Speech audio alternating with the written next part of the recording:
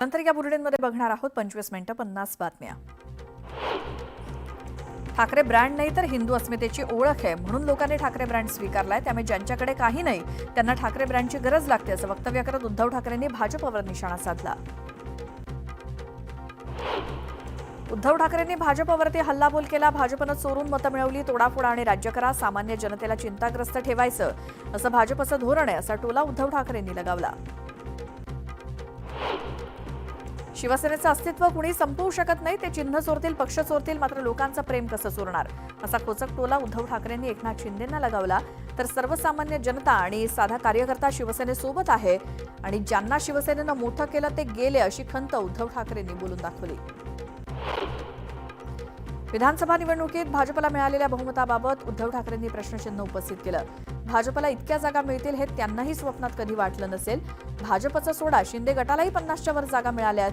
हा जादूटोणा आहे की काय असा खोचक सवाल ठाकरेंनी उपस्थित केला.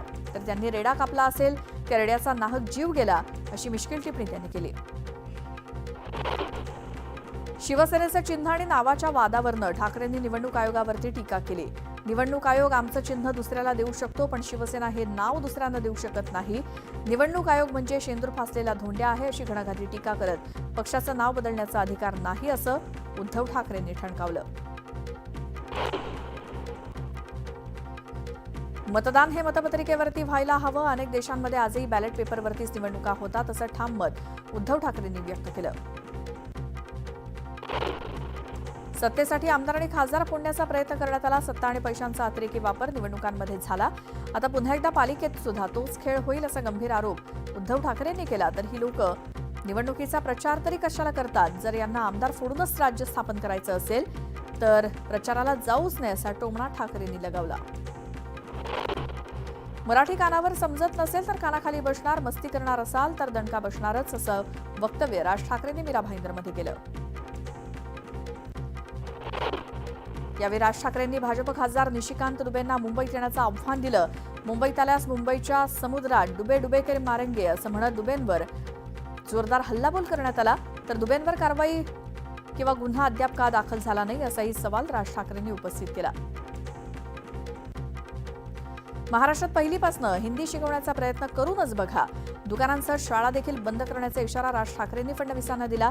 तर हिंदी सक्ती करून महाराष्ट्र सरकारला आत्महत्या करायची असेल तर खुशाल करावी असं राज ठाकरे म्हणाले. माझं सर्व भाषांवरती प्रेम आहे. हिंदी वाईट भाषा नाही. लादणार असाल तर नाही बोलणार जा असं म्हणत राज ठाकरेंनी सरकारला आव्हान दिलंय. तर आम्ही हिंदू आहोत, हिंदी नाहीत असं ते म्हणाले. हिंदी कुणाची मातृभाषा नसल्याचं वक्तव्य राज ठाकरेंनी केलंय. तर हिंदीनं 250च्या आसपास भाषा नष्ट केल्याचंही ते म्हणाले. मुंबई ताब्यात घेऊन गुजरातला द्यायची हे दिल्लीचं स्वप्न असल्याचं वक्तव्य राज ठाकरेंनी केलं. तर आपली जमीन राखणं ही आपली जबाबदारी असल्याचं त्यांनी म्हटलं. मराठी भाषेसाठी कोणतीही तडजोड करणार नसल्याचं वक्तव्य राज ठाकरेंनी केलं. महाराष्ट्रात राहता आहात, मराठी भाषा शिकण्याचा प्रयत्न करण्याचं आवाहन राज ठाकरेंनी केलं. तुमची सत्ता विधान भवनात असेल, आमची सत्ता रस्त्यावर असल्याचं वक्तव्य राज ठाकरेंनी काल केलं. मीरा भाईंदरमध्ये राज ठाकरेंचं कार्यकर्त्यांनी जंगी स्वागत केलं. यावेळी जेसीबीच्या सहाय्यानं फुलांची उधळण करत राज ठाकरेंचं जोरदार स्वागत करण्यात आलं. राज ठाकरेंसोबत मराठीच्या मुद्द्यावर एकत्र आलोय, एकत्र राहणार असल्याचं वक्तव्य उद्धव ठाकरेंनी केलं. तर निवडणूक आल्यावर युतीची चर्चा करू. राज ठाकरेंसोबत युती करण्याच्या प्रश्नावरती उद्धव ठाकरेंनी ही प्रतिक्रिया दिली. राज ठाकरेंच्या भाषणानंतर केशव उपाध्यांनी प्रतिक्रिया दिली. हिंदी विरुद्ध मराठी असा संघर्षच नाही, मात्र राज ठाकरे तो जाणीवपूर्वक दाखवण्याचा प्रयत्न करतायत अशी टीका केशव उपाध्यांनी केली. मराठी सक्तीची आहे मात्र हिंदी सक्तीची नाही हे देवेंद्र फडणवीसांनी स्पष्ट केलंय असं उपाध्ये म्हणाले. मराठा आरक्षण कायद्याला आव्हान देणाऱ्या याचिकांवर उच्च न्यायालयामध्ये अंतिम सुनावणीसाठी शुक्रवारपासून सुरुवात झाली. पुन्हा एकदा कायद्याला अंतरिम स्थगिती देण्याची मागणी याचिकाकर्त्यांनी केली आहे. मात्र यापूर्वीच आपण आवश्यक ते आदेश दिल्यामुळे आता थेट अंतिम सुनावणीला सुरुवात करतो आहोत असं न्यायालयानं स्पष्ट केलं. शिंगणापूर इथल्या शनेश्वर देवस्थानच्या विश्वस्तांना बोगस कर्मचारी घोटाळा प्रकरणात बाजू मांडण्यासाठी मुदत वाढवून देण्यात आली आहे. 25 जुलैला आता मुंबईत धर्मादाय आयुक्त कार्यालयात सुनावणी होणार आहे अशी माहिती देवस्थानचे विधी सल्लागार यांनी दिली. मध्य हार्बर आणि पश्चिम रेल्वे मार्गावरती विविध अभियांत्रिकी आणि देखभालीच्या कामासाठी रविवारी मेगा ब्लॉक घेतला जाणार आहे. त्यामुळे वेळापत्रक बघूनच घराबाहेर पडा असं आवाहन प्रवाशांना केलं जात आहे. मुंबई उपनगरीय रेल्वेला डबे बंद असावेत अशी मागणी पंतप्रधान नरेंद्र मोदींनी रेल्वे मंत्र्यांकडे केली. लवकरच मुंबईत येऊन या संदर्भातली घोषणा केली जाईल. मात्र तिकीट दरात कुठलीही वाढ करण्यात येणार नाही अशी माहिती मुख्यमंत्री देवेंद्र फडणवीस यांनी दिली. म्युच्युअल ईटीएफच्या माध्यमातून ठेवण्यात आलेल्या सोनं चांदीच्या मूल्यांकन पद्धतीत सुधारणा करण्याचा विचार सेबीनं सुरू केलाय. सध्या चांदीचं मूल्य ठरवण्यासाठी लंडन बुलियन मार्केट असोसिएशनच्या किमतीचा आधार घेतला जातोय.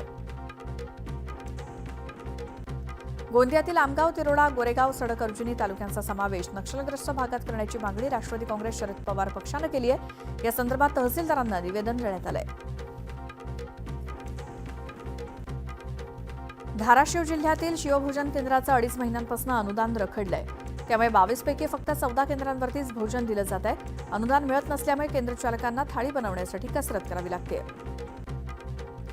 कराड तालुका पंचायत समितीच्या नव्या इमारतीसाठी आमदार अतुल भोसले यांच्या प्रयत्नामुळे ग्रामविकास विभागानं 15 कोटींचा निधी मंजूर केला. मागील अनेक वर्षांपासूनची नव्या इमारतीची मागणी मान्य झाली आहे. अहिल्यानगर जिल्ह्यातील नागरदेवळे ग्रामपंचायतीच्या हद्दीतील घरगुती गॅस पाईपलाईन खोदकामाच्या नुकसान भरपाईत अनियमिततेसोबतच ग्रामपंचायतीच्या इतर कारभारातील चौकशीचे आदेश देण्यात आलेत. चौकशीचे आदेश उपमुख्य कार्यकारी अधिकाऱ्यांनी दिले. धाराशिव दुष्काळग्रस्त जिल्ह्याला हरित धाराशिव करण्यासाठी धाराशिव जिल्हा प्रशासनाच्या वतीनं एकाच दिवसात 15 लक्ष वृक्ष लागवड करण्यात येणार असून आज पालकमंत्री तथा परिवहन मंत्री प्रताप सरनाईक आणि अभिनेता स्वप्नील जोशी यांच्या प्रमुख उपस्थितीत झाडं लावली जाणार आहेत. चाळीसगावच्या हुडको परिसरात कचरा जाळला जात असल्यामुळे परिसरात धुराचे लोट पसरले. त्यामुळे नागरिकांना श्वास घेणं सुद्धा कठीण झालं. नगरपालिकेकडून घनकचरा व्यवस्थापनासाठी दरवर्षी करोडो रुपयांचा खर्च केला जात असतानाही असे प्रकार घडत असल्यामुळे नागरिकांनी संताप व्यक्त केला. जळगाव जिल्ह्यातील बोदवड तालुक्यातील शिरसाळा इथे गटार साफ न केल्यामुळे गावात घाणीचं साम्राज्य पसरलं. त्यामुळे नागरिकांच्या आरोग्याचा प्रश्न ऐरणीवर आला. महाराष्ट्राचे मुख्यमंत्री देवेंद्र फडणवीस यांच्या वाढदिवसाच्या निमित्तानं मुख्यमंत्री वैद्यकीय सहायता कक्षाला देणगी देऊन मदत करावी असं आवाहन मुख्यमंत्री देवेंद्र फडणवीस यांनी केलं. या आवाहनाला तत्काळ प्रतिसाद देत सोलापूर शहर मध्यचे आमदार देवेंद्र कोठे 5,55,555 रुपयांचा धनादेश त्यांनी मुख्यमंत्री सहायता निधीला दिलाय. शहापूर तालुक्यात मागील 2 महिन्यांपासून पडत असलेल्या पावसामुळे धरण क्षेत्राच्या पाणी पातळीत मोठ्या प्रमाणात वाढ झाली आहे. मुंबईला पाणीपुरवठा करणारं तानसा धरण 98% भरलंय, तर ओव्हरफ्लो होण्यासाठी केवळ 2 फूट बाकी आहे. मुंबईसह संपूर्ण राज्याकडे पावसानं पाठ फिरवली असताना शुक्रवारी जारी करण्यात आलेल्या राष्ट्रीय स्तरावरील हवामान अंदाजानं महाराष्ट्राला दिलासा मिळण्याची शक्यता आहे. या अंदाजानुसार 24 ते 31 जुलै दरम्यान महाराष्ट्रासोबतच मध्य भारतातील काही भागात जोरदार पावसाची शक्यता आहे. जळगावच्या वरणगाव ते बोदवड रोडवरच्या नागेश्वर मंदिराजवळ आणि फुलगाव येथील ब्रिटिशकालीन रेल्वे पुलाखालील बोगद्यात पावसाचं पाणी तुंबलं. त्यामुळे नागरिकांचे मोठे हाल होत आहेत.